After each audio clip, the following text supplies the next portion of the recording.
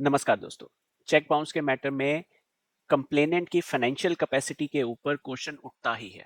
अगर आप as a complainant cheque bounce matter proceed कर रहे हो तो इस सिचुएशन को कैसे हैंडल करना है जब एक एक्यूज आपके फाइनेंशियल कैपेसिटी के ऊपर ही क्वेश्चन उठा रहा है और ये बोल रहा है कि जो लोन आपने मेरे को दिया था, आप कभी लोन देने के कैपेबल ही नहीं थे, आपकी फाइनेंशियल कैपेसिटी ही नहीं थी। सिमिलरली अगर आप एक एक्यूज पर्सन हो तो अगर आपने ये डिफेंस रेस किया है कि कंप्लेनेंट की कभी फाइनेंशियल कैपेसिटी नहीं थी लोन देने के लिए और जो चेक डिसऑनर हुआ है उस डेट को डिस्चार्ज करने के लिए, उस लाइबिलिटी को डिस्चार्ज करने के लिए वो कभी एग्जिस्ट ही नहीं करती थी, इसलिए चेक बाउंस का जो केस फाइल हुआ है वो क्वैश हो जाना चाहिए, वो डिसमिस हो जाना चाहिए या फिर एक्यूज को डिस्चार्ज कर देना चाहिए। इन सभी सिचुएशंस को कैसे आप हैंडल कर सकते हैं, we are going to discuss specifically ये सिचुएशन, इस डिफेंस को डिटेल में with the guidance of the honourable supreme court judgment in the matter of Sanjabij Tari versus किशोर बोराकर। ये जजमेंट अराउंड सितंबर 2025 में ही आया है and we are going to discuss in detail specifically इस केस को समझने के लिए ट्रायल कोर्ट में क्या हुआ, सेशन कोर्ट में क्या हुआ, फिर हाई कोर्ट में क्या हुआ। बट प्राइमरीली जो हम अंडरस्टैंड करेंगे कि अगर फाइनेंशियल कैपेसिटी का क्वेश्चन उठाया जाता है वो किस स्टेज पे उठाया जा सकता है, उसको प्रूफ करने का ओनस किसके ऊपर है, कंप्लेनेंट के ऊपर आएगा ओनस या फिर एक्यूज पर्सन के ऊपर आएगा। अगर मान लो कि कंप्लेनेंट के ऊपर अगर प्रूफ करने का ओनस आ रहा है तो ये शिफ्ट कब होगा, एक्यूज्ड कैसे इसको बेनिफिट कर सकता है, क्या ये शिफ्ट कभी होगा या फिर ये एक्यूज के ऊपर पहले ओनस था और कंप्लेनेंट के ऊपर शिफ्ट होगा, तो कब शिफ्ट होगा, कौन सी स्टेज पे शिफ्ट होगा या अंडर व्हाट सर्कमस्टांसेस और फैक्ट्स एक्यूज को लेके आने पड़ेंगे सो दैट जो ओनस है प्रिजम्पशन ऑफ द डेट जो है under section 139 of the NI act वो कंप्लेनेंट के फेवर में ना जाए। तीसरा जो पॉइंटर जो हम ऑनरेबल सुप्रीम कोर्ट की जजमेंट में समझने की ये कोशिश करेंगे कि जैसे ही हम चेक डिसऑनर होता है तो कंप्लेनेंट की साइड से एक डिमांड नोटिस जो है इशू किया जाता है। उस डिमांड नोटिस का रिप्लाई अगर फाइल नहीं किया जाता, राइट, जो कि अक्सर होता है, in absence of any reply to the statutory demand notice, तो बाद में अगर एक्यूज्ड ये फाइनेंशियल कैपेसिटी का डिफेंस लेता है तो उस केस में absence of reply to the demand notice को का इन्फ्लुएंस एक्यूज के फेवर में जाएगा या उसके अगेंस्ट में जाएगा। This is what also we are going to discuss. And finally इस जजमेंट में अभी रिसेंटली क्या हुआ था, केरला हाई कोर्ट ने ये जजमेंट डिलीवर किया कि 20,000 के ऊपर अगर कैश में जो भी लोन दिया जा रहा है वो लीगली एनफोर्सेबल डेट की डेफिनेशन में नहीं आएगा, तो इस कारण से 138 का जो ऑफेंस है वो नहीं बन पाएगा। तो ऑनरेबल सुप्रीम कोर्ट ने क्या डिसीजन दिया इस फाइंडिंग के ऊपर, क्या केरला हाईकोर्ट की जजमेंट स्टिल बाइंडिंग जजमेंट है या नहीं है, वो भी हम इस वीडियो में ही डिस्कस करेंगे। सो let us now go deeper and understand the facts of the case quickly and फिर उसके बाद हम इन सारे क्वेश्चंस का आंसर समझने की कोशिश करते हैं।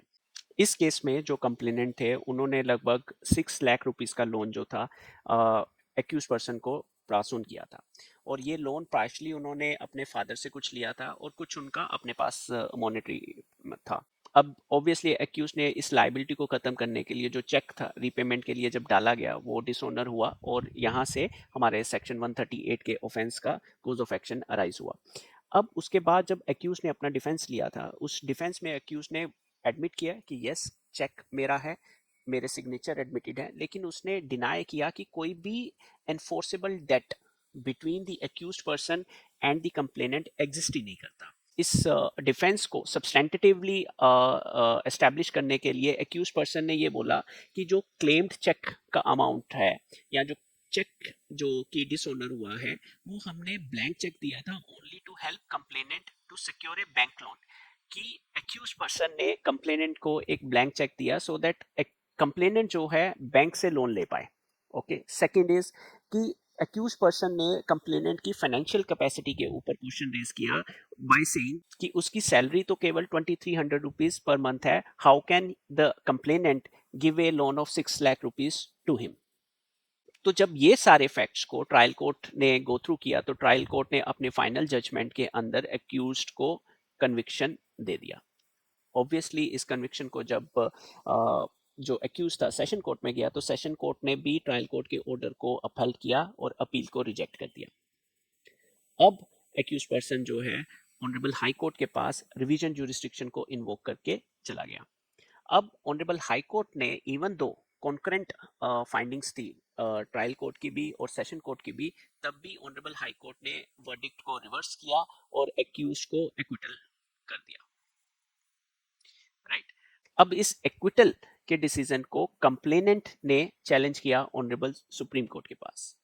सो let us now start the understanding of the honourable supreme court proceedings, क्या क्या क्वेश्चंस थे, क्या एनालिसिस हुआ, सो दैट जो हमने पहले क्वेश्चंस जो उठाए थे उनका आंसर्स को समझ सकें।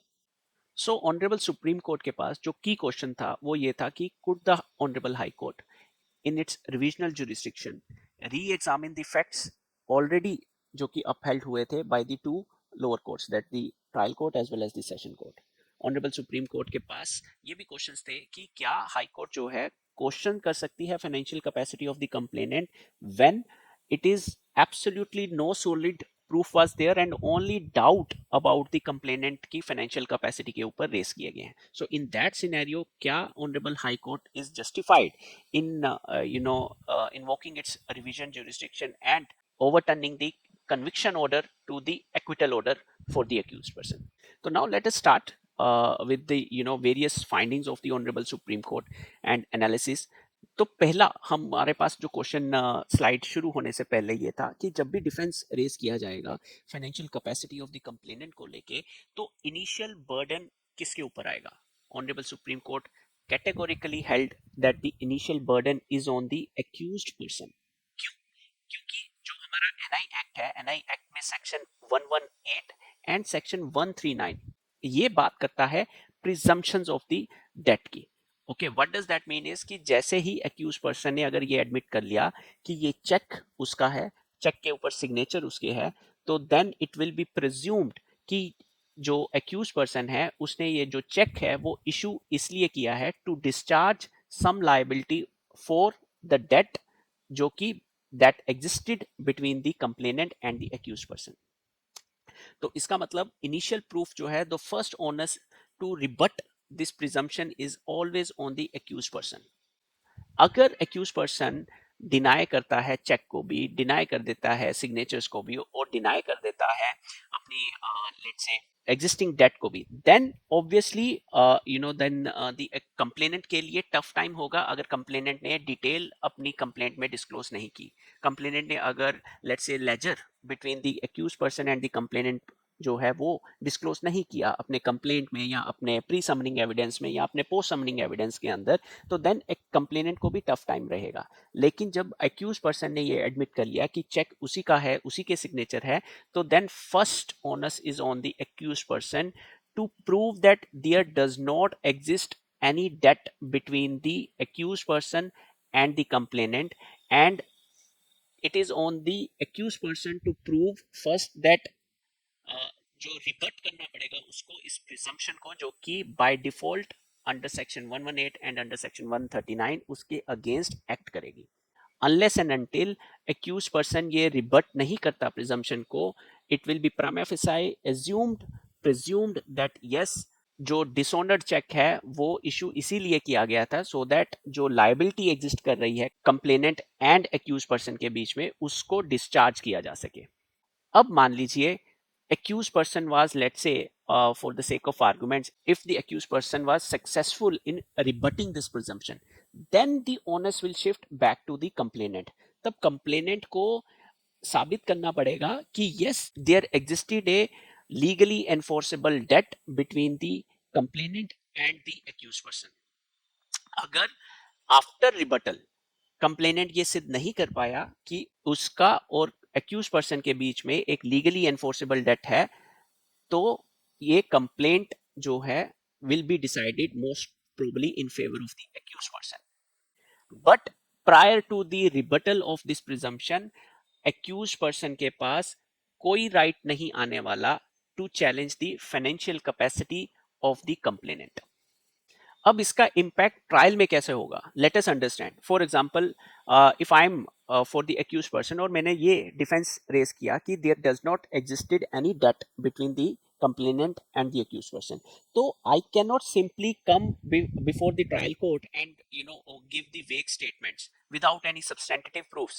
For example, I may bring out अपना ledger between the complainant and the accused person to establish that look, जो dishonored check था उस पे अगर अमाउंट है 10 लाख रुपए, जैसे कि इस केस में है 6 लाख रुपए, तो ये हम ऑलरेडी पे कर चुके हैं कंप्लेनेंट को, और ये कंप्लेनेंट ने एक्नॉलेजमेंट भी दिया है हमें, राइट। इन अनदर सिनेरियो, अगर मैं financial capacity of the complainant का क्वेश्चन रेज कर रहा हूं, तो then I may call the witnesses from the income tax department कि भाई इसने कितना आईटीआर फाइल किया है, let's say for 4-5 years।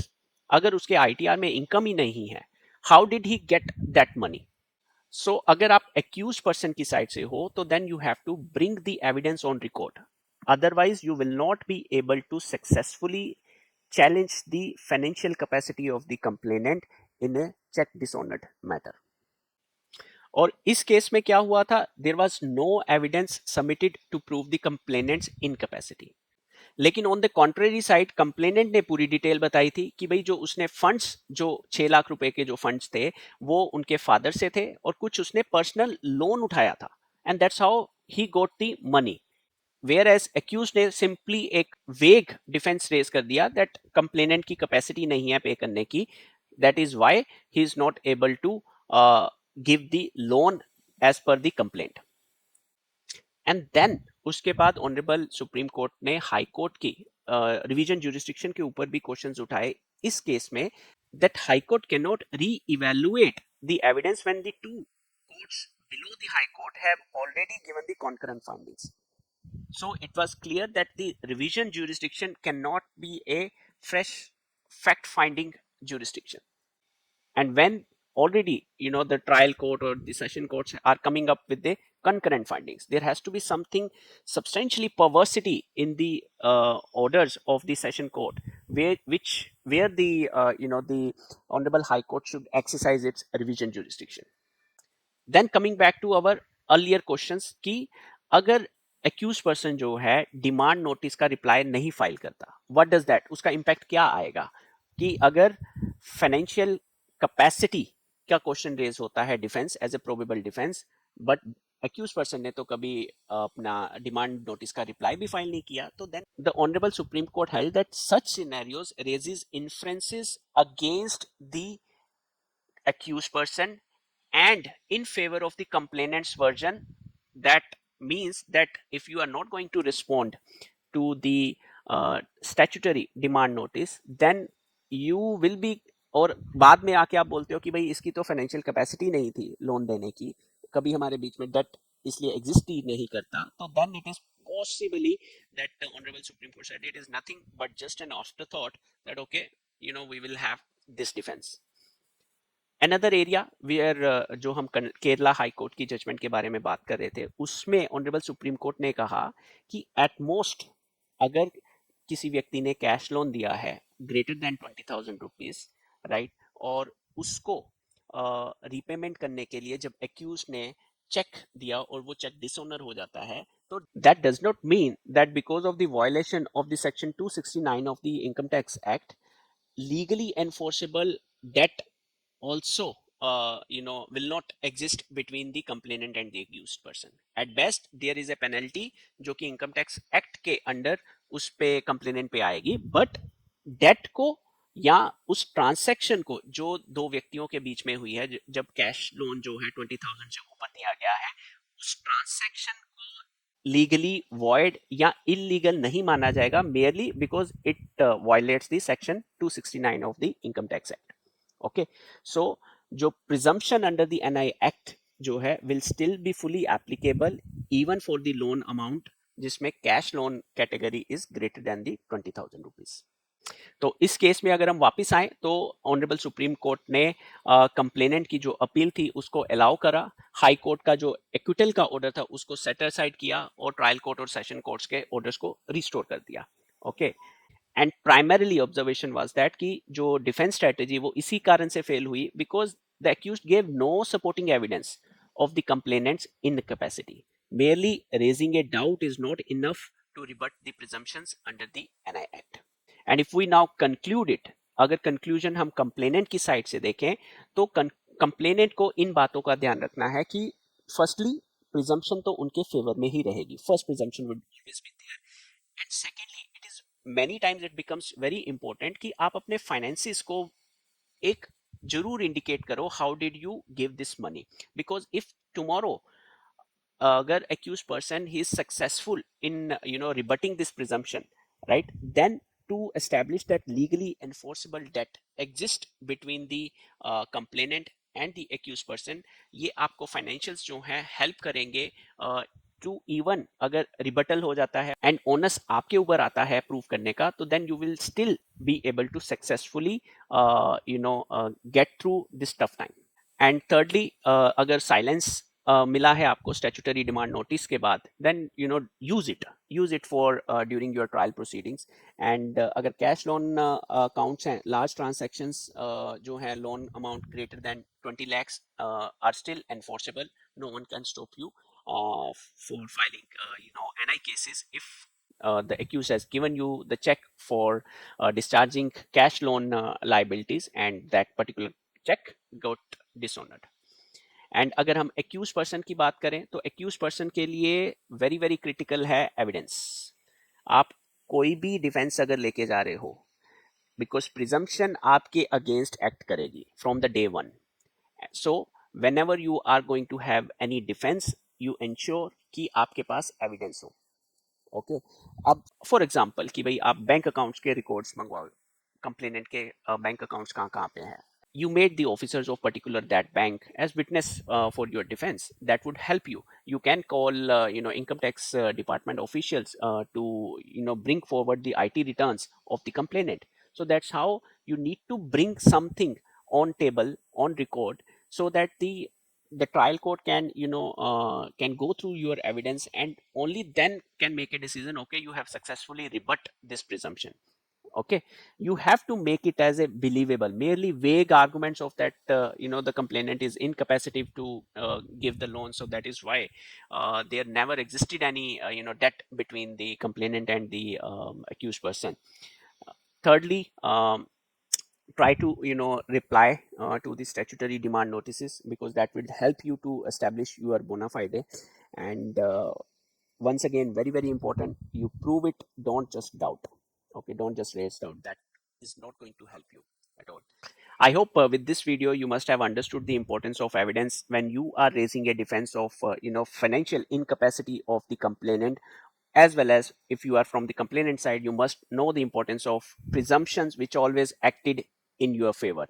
And feel free to share this video with the other persons or the other stakeholders who are going through a NI matter, and this video will definitely help them to understand the nuances which are explained in the by the Honorable Supreme Court.